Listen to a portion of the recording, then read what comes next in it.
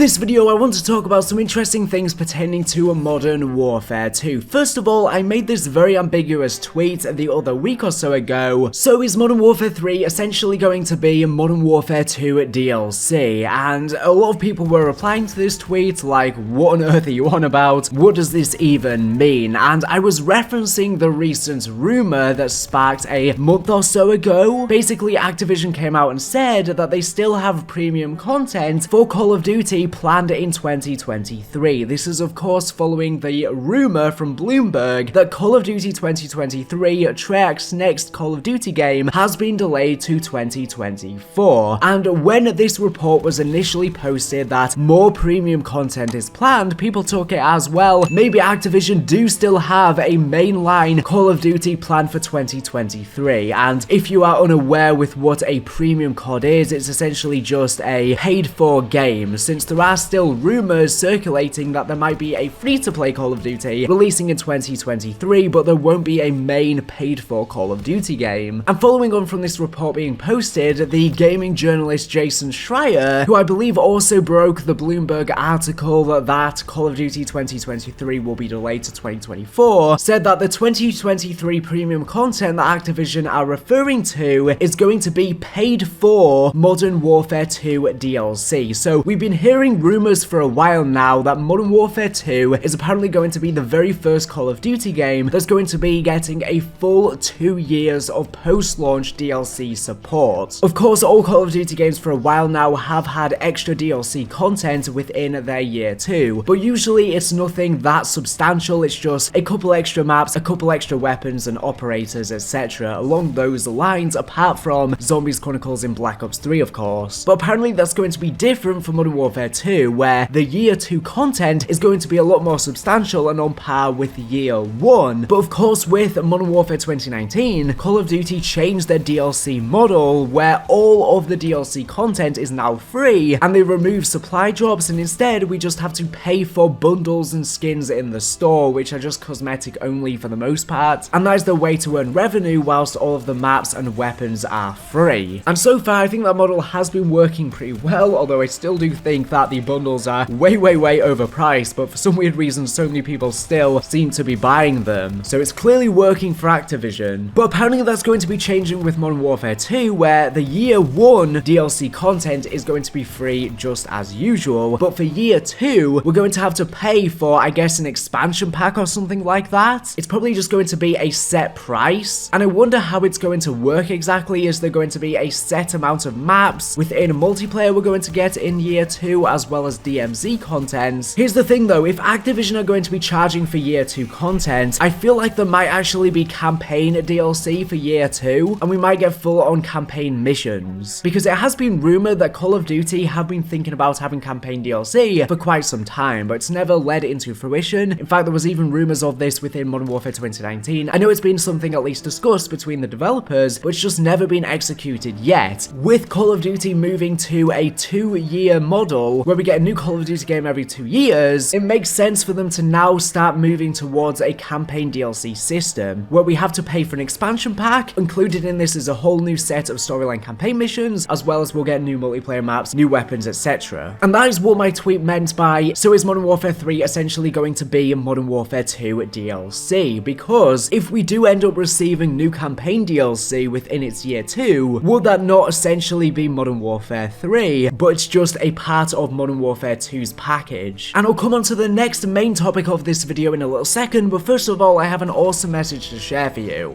This video has been kindly sponsored by Spirit of Europe Origins, which is an entirely free-to-play game with the purpose being to educate people on history in a fun way. This edutainment jRPG indie game has been developed in the beautiful Unreal Engine 4, embody the fragments of the mythical Europa and travel through history from the ancient times to the Renaissance, through the realm of thoughts and emotions where the spirits fight for supremacy over human consciousness. Experience a humanistic metaphor of historical events as we know them, possess over 100 characters, drive their actions and witness their consequences in pivotal events of Europe's past. Discover the forging of Europe and the birth of the Western ethos, possess any mortal, be it a mere commoner or a great figure of history, drive their actions and learn about their way of life, beliefs, fears and hopes, aspirations and ambition, and you may be surprised at what you uncover. Assemble your troops and manage your resources, gain influence with the living and inspire them to build the great edifices we know today. Gather the souls of defeated vices and use them to summon allies from among those fallen throughout the ages. Augment them with godly essences, for they will be your shield against the forces that seek your undoing. And you will witness how bitterest foes can become allies. By your hand shall history be made. Be the invisible hand that forges Europe's history as we know it, from the ancient times of classical Greece, throughout the glory of the Roman Empire, the tumult of its fall, the chaos that followed, and the bonds formed in the Middle Ages. Your journey through Europe will only end once it's reborn, or will it? Experience history with a twist. The perspectives of gods, personalized virtues and vices are different from those of mere mortals in the spirit world we've built, inspired by archetypal stories, Western philosophy, and core principles which the modern Western society is built on: peace, democracy, rule of law, freedom, tolerance, pluralism, and more. To summarize its key features, it features historically accurate educational content, two realms, the spirit realm and the material one, a possession system allowing you to take control of any NPC, an economy and building system used to upgrade and recruit units, its disciples to inspired, tactical turn-based combat, a deeply philosophical fictional storyline involving gods, virtues, vices, concepts and thoughts manifested as spirits. There's over 15 hours of gameplay, 58 combat units with over 50 unique abilities, over 250 NPCs to interact with from ancient Greece to the 12th century European Renaissance. There are 13 unique maps offering over 20 quests. Possess and explore the world with over 240 characters from mere commoners to great figures of European history. There is an optional registration process that quizzes you on historical knowledge. Pass and you are awarded with a certificate, as the game's development was financed by the European Commission to survey information on people's knowledge. So to close out this video, if this game sounds interesting to you and you are a lover of history, experience it with a twist for free via the link in the description to Steam. So now I want to talk about Khaled Al-Asad, who is going to be the main villain of Modern Warfare 2's campaign and its subsequent storyline. So we did recently learn that of course he is a part of the Four Horsemen, but in this rebooted timeline, Vladimir Makarov is the head of the Four Horsemen and the only member above Khaled Al-Asad. And of course Khaled Al-Asad has just been added as an operator to Vanguard as a Vault Edition pre-order bonus. And renderers have actually extracted his model for the game to make graphics, and they have found out that his outfit is referred to as Hadir. Hadir is of course Farah's brother featured in the original Modern Warfare campaign, and for a very long time it has been heavily speculated that Hadir is actually Khaled Al-Asad, and there is a ton of evidence for this, besides the fact that Al-Asad does look so similar to Hadir, apart from he just has a beard and glasses now. But within a character bio for Al-Asad released in 2020, it stated, "To this day, little is known about Al-Asad, which means the lion in Arabic." But it suggested that he claims a lineage to the embattled country of Urzikstan, a distinction that offers legitimacy in some quarters, which we of course know Hadir is from there. The name is believed to be a nom de jure, and his real birth name is unverifiable. And within Modern Warfare's campaign, Hadir is referred to as a lion. So I think that's a little nod there that Hadir is Al-Asad, but now it's basically confirmed. And I guess that's probably going to be a big reveal within the campaign, although it's very obvious anyways for people who have been paying attention. Well, following on from this, his operator skin within Vanguard actually has the Shadow Company logo on. Shadow Company is of course the company that General Shepard worked for in the original trilogy. We're not sure if he's still going to be working for Shadow Company in this reboot, we'll have to wait and see, but nevertheless, General Shepard will be returning in Modern Warfare 2. Of course, the storyline won't play out the same. He might not be a bad guy this time, he might not kill Ghost, something different is probably going to happen, but a lot of people are thinking that Khaled Al-Asad might be a part of Shadow Company now, and people have been talking about this, but I think this is actually a red herring and a mistake. The reason is because it seems like in order for Sledgehammer Games or whoever created this Khaled Al-Asad operator skin, all they've literally done is slapped his head on top of a milsim operator that was already in the game, and that is why it has the Shadow Company logo on, because they've literally just ripped a model from some other character and slapped Khaled Al-Assad's head on. So maybe Khaled Al-Asad is not a part of Shadow Company and this is just a mistake because of that, and it's just been a bit of an oversight. We'll have to wait and see though. Nothing is confirmed around just yet, but that's everything I wanted to talk about in this video. Thank you for watching the video, and make sure to subscribe if you're not here for the latest and greatest Call of Duty news and information. So anyways, thank you for watching, and